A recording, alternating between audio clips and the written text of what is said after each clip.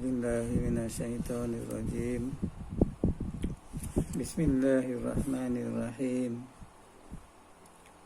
Assalamualaikum warahmatullahi wabarakatuh. Alhamdulillahi rabbil alamin. Wa bihi nasta'in. Asyhadu an la ilaha illallah wahdahu la syarikalah. Wa asyhadu anna Muhammadan abduhu wa rasuluh. Allahumma salli wa sallim ala sayyidina Muhammad wa ala alihi wa ashabihi ajma'in. Subhanaka la ilma lana illa ma 'allamtana innaka antal alimul hakim. Rabbi israh li sadri wa yassir li amri wahlul 'uqdatam min lisani yafqahu qawli. Qala Allah Ta'ala fil kitabil aziz, ya ayyuhallazina amanu taqullaha haqqa tuqatih wa la tamutunna illa wa antum muslimun. Tuan-tuan sidang pendengar yang dirahmati Allah Subhanahu wa Ta'ala, InsyaAllah kita akan bersiaran pada hari ini dalam program kelas takmir Jakim dan juga Jais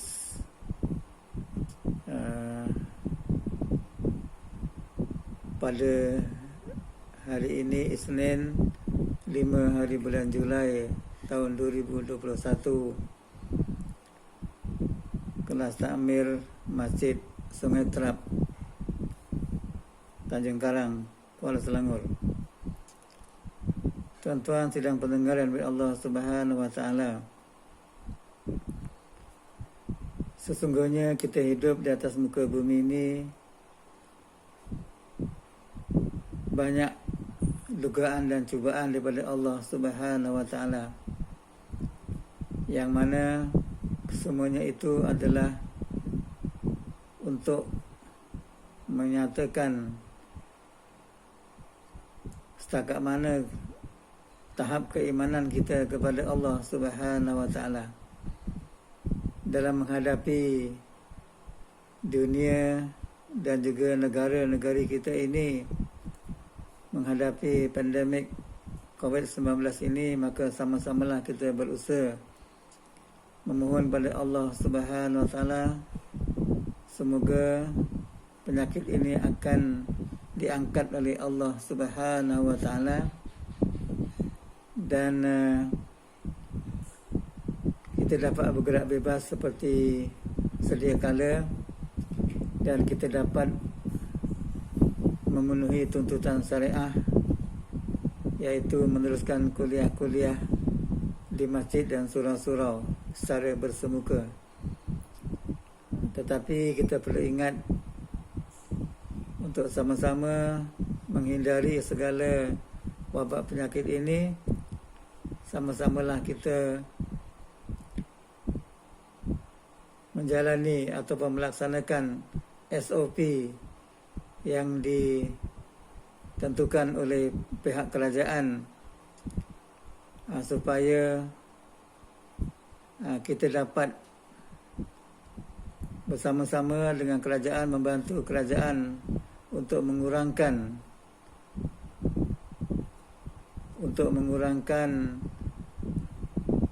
wabak penyakit ini daripada melanda, daripada lebih teruk dan juga sebagainya.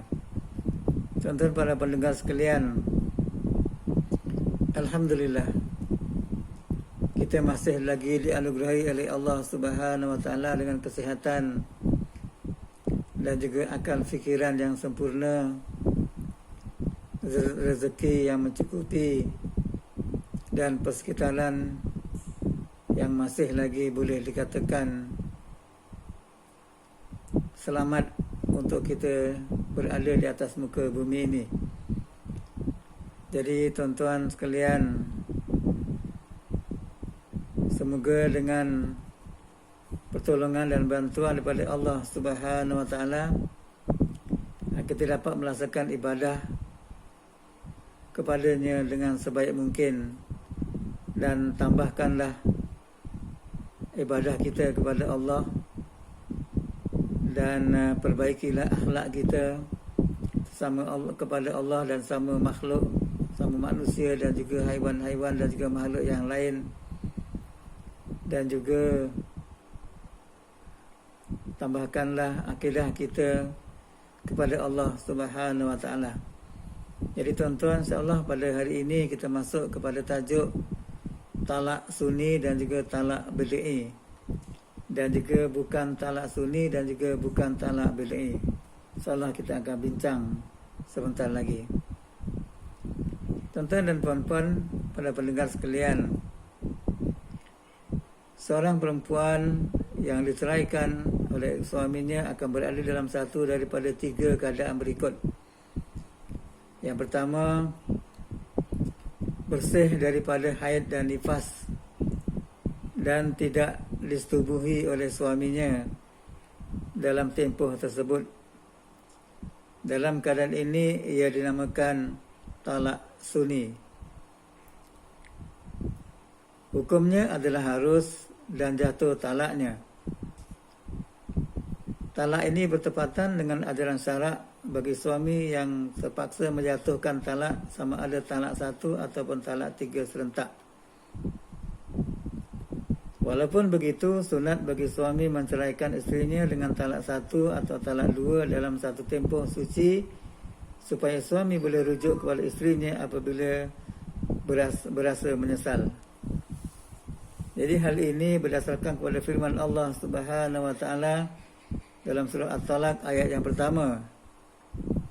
Ya ayuhan nabiyyu iza talaqtumun nisaa fatallikuhunna liiddatihinna.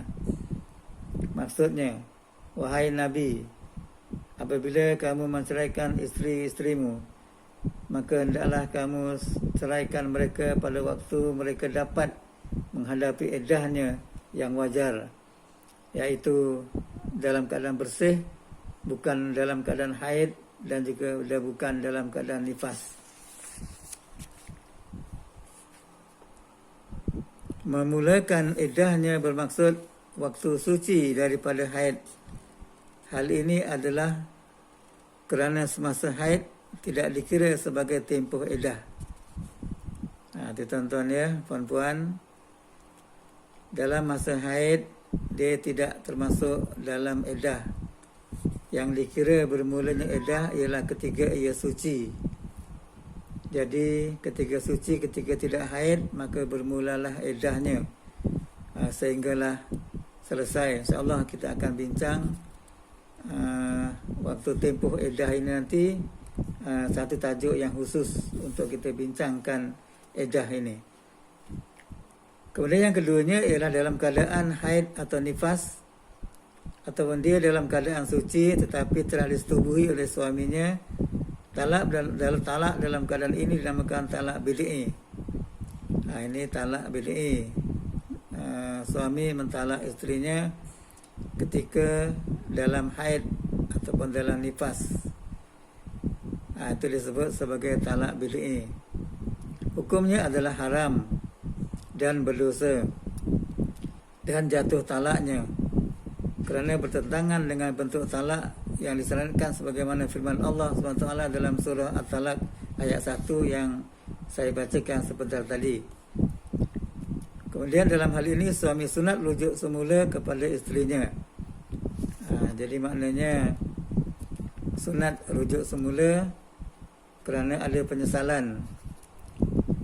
Kemudian cerai lagi apabila isterinya berada dalam keadaan suci daripada haid dan juga nifas. Kerana hal ini berdasarkan pada hadis Rasulullah sallallahu alaihi wasallam daripada Abdullah bin Umar radhiyallahu anhuma. Rasulullah sallallahu alaihi wasallam bersabda yang maksudnya, pada satu ketika Abdullah bin Umar radhiyallahu anhuma menceraikan isterinya. Abdullah ini ialah anak Sayyidina Umar Al-Khattab. Telah menceraikan isterinya ketika haid. Dan Rasulullah dan Umar Al-Khattab berjumpa dengan Rasulullah sallallahu alaihi wasallam bertanyakan hal ini. Baginda bersabda, suruhlah dia rujuk semula kepada isterinya. Ini Rasulullah menyuruh supaya Abdullah ini rujuk balik kepada isterinya. Kerana apa? Kerana dia telah menceraikan isterinya dalam keadaan haid. Janganlah ceraikannya sehingga dia suci, kemudian haid dan suci lagi. Kemudian jika ia ingin bersama isterinya, teruskanlah. Dan jika dia ingin bercerai, ceraikanlah sebelum menyetubuhinya. Ini adalah iddah yang diperintahkan oleh Allah dalam menceraikan isteri. Maknanya tuan-tuan, ini adalah peristiwa Abdullah bin Umar ini menjadi satu ikutan bagi kita umat Islam. Apabila nak menceraikan isteri, maka ceraikanlah dia waktu suci, dan ketika itu tidak berlaku persetubuhan dengan suami yang menceraikannya itu. Kerana apabila berlaku perceraian ketika haid atau nifas, cerainya itu adalah sah, jatuh talak, dan dihukumkan haram dan berdosa oleh Allah Subhanahu wa taala. Jadi tuan-tuan, hadis ini juga menjelaskan bahawa Abdullah bin Umar radhiyallahu anhuma telah membiarkan isterinya selepas rujuk sehinggalah dia suci daripada haid. Ketika itu bolehlah dia menjatuhkan talak satu jika dia mahu. Apabila isteri itu datang haid lagi dan telah suci, bolehlah dijatuhkan talak yang kedua sekiranya dia mahu. Apabila isteri tersebut suci haid lagi bagi kali yang ketiga, Abdullah bin Umar radhiyallahu anhuma hendaklah berfikir sama ada ingin meneruskan perkahwinan selepas rujuk atau menjatuhkan talak yang ketiga yang mengakibatkan perkahwinan putus sama sekali, iaitu talak bain. Talak bain nanti insya-Allah tuan-tuan kita akan cerita satu masa nanti. Kemudian talak yang tidak disifatkan dengan sunni ataupun bid'i ialah yang pertama, ini bukan talak sunni dan juga bukan talak bid'i. Yang pertama, perempuan yang masih kecil yang belum datang haid. Yang keduanya ialah perempuan yang putus haid. Yang ketiganya ialah perempuan yang mengandung, yang nyata, yang telah mengandung. Yang keempat ialah perempuan yang tidak pernah disetubui oleh suaminya. Dan yang kelima ialah perempuan atau isteri yang meminta cerai secara hulu. Ini kelima-lima perkara ini apabila berlaku perceraian kepada mereka, maka talak yang dilafazkan oleh suami tadi ialah bukan talak sunni dan juga bukan talak bid'i. Jatuh talaknya. Kemudian hukumnya adalah harus dan jatuh talaknya. Ini ia tidak haram kerana tidak menyebabkan kemudaratan kepada isteri. Isteri yang masih kecil dan perempuan yang putus haid, mereka beredah dengan kiraan bulan. Oleh itu, mereka tidak menanggung tempoh edah yang lebih panjang. Isteri yang mengandung, edahnya selepas melahirkan anak. Begitu juga isteri yang bercerai dengan tebus talak kerana perbuatan melebus dirinya daripada suami dengan harta menunjukkan keinginan untuk bercerai dan kerelaannya menunggu tempoh edah yang panjang. Ini tuan-tuan ya, puan-puan, pendengar sekalian. Kemudian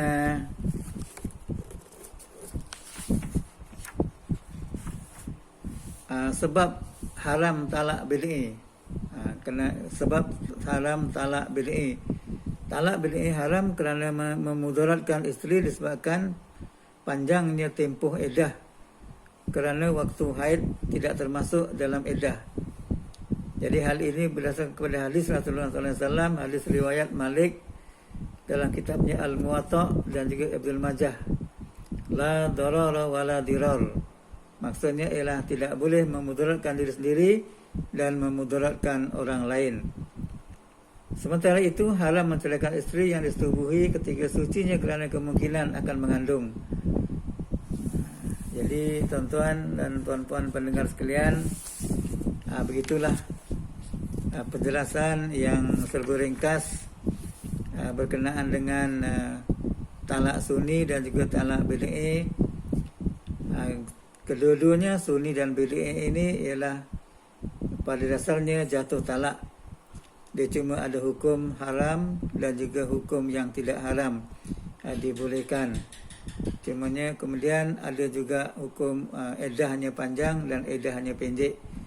Itu terpulanglah kepada keadaan semasa bagi kedua-dua pihak suami dan isteri yang bercerai. Jadi itu saja tuan-tuan dan puan-puan pada hari ini, dan semoga penjelasan yang ringkas ini akan dapat memberi manfaat kepada kita semua umat Islam, supaya talak ini tidak dipermain-mainkan, tidak boleh dibuat sembrono ataupun dipermainkan ataupun